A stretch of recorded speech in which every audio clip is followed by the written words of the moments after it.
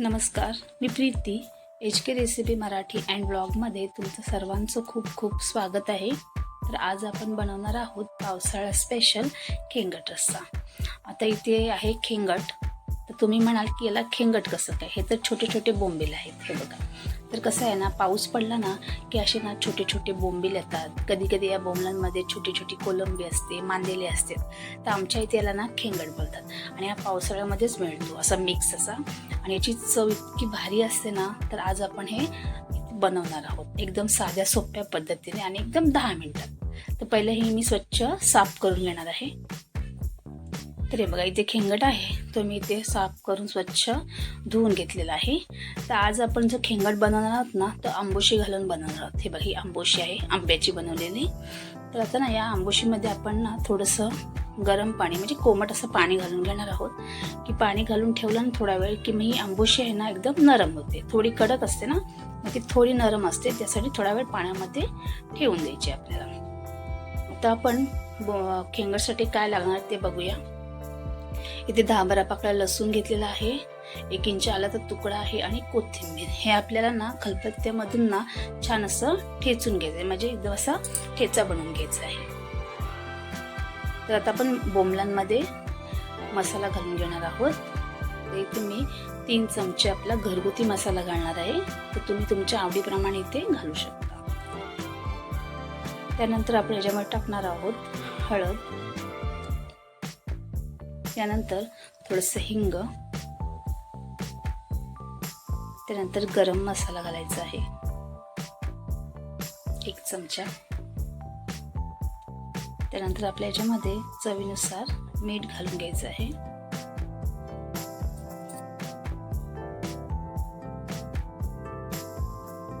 आपल्याला एवढंच साहित्य लागणार आहे, जास्त काही लागत नाही.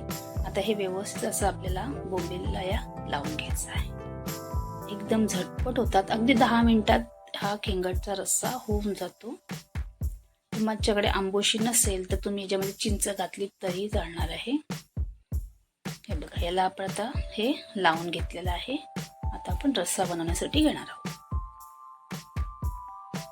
हे बघा, इथे टोप गरम करत ठेवलेला आहे, त्याच्यामध्ये तेल घातलेलं आहे आपण.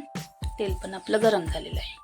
आता आपण जो ठेचा बनवला आहे तो आपल्याला तेलामध्ये घालून घ्यायचा आहे आणि मस्त 1-2-3 मिनिटं ना छान असा परतून घ्यायचा आहे. म्हणजे याचा कलर असा सोनेरी होईपर्यंत आपल्याला परतून घ्यायचा आहे. हे बघा, असा ठेचा बनवलात ना तरी मस्त एकदम फोडणी बसते आणि वास तर खूपच छान येतो याचा. थोडंसं परतून घ्यायचं आहे आपल्याला. हे बघा, आता कलर चेंज झालेला आहे. आता आपण याच्यामध्ये खेंगट घालून घेणार आहोत, म्हणजेच बोंबील. अशी ना मस्त फोडणी बसली ना की एकदम मस्त रस्सा होतो, आंबट तिखट असा. आता याच्यामध्ये आंबोशी घालून घ्यायची आहे आणि आता आपण व्यवस्थित असं मिक्स करून घेणार आहोत. आता तुम्ही व्यवस्थित याच्यामध्ये मिक्स करू शकता, पण नंतर आपल्याला ना सावकाश करायचं असतं, कारण बोंबील जर हे शिजले ना की मग ते तुटतात. त्यासाठी ना सावकाशच ते आपल्याला ढवळावे लागतात. ते आपला मिक्स करून झालेलं आहे. आता थोडंसं पहिलं पाणी घालते, ज्यामध्ये आपण मॅरिनेट केलेलं त्या ताटामध्ये थोडं पाणी घालून मी याच्यामध्ये घालून घेते. आणि आपल्याला थोडंसं याच्यामध्ये आवश्यकतेनुसार पाणी घालायचं आहे. याचा रस्सा आहे ना तो जास्त पण पाणी नाही घालायचं, असं थोडंसंच करायचं असतं.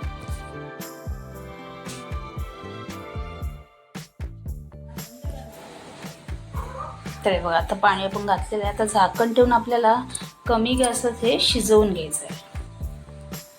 हे बघा,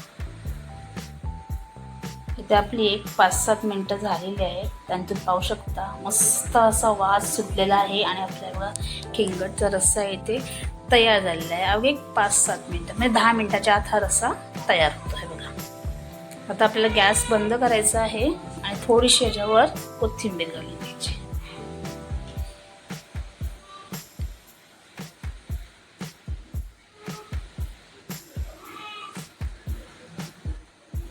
तर हा बघा, आपला इथे मस्त असा खेंगट रस्सा तयार झालेला आहे, आंबट तिखट असा. हा तुम्ही भाकरीसोबत, चपातीसोबत आणि गरम गरम भातासोबत तर 1 नंबर लागतो हा. तर एकदा नक्की करून बघा. आणि जर तुम्हाला माझी रेसिपी आवडली असेल तर रेसिपीला लाईक करा, शेअर करा आणि चॅनलला सबस्क्राईब करा. धन्यवाद.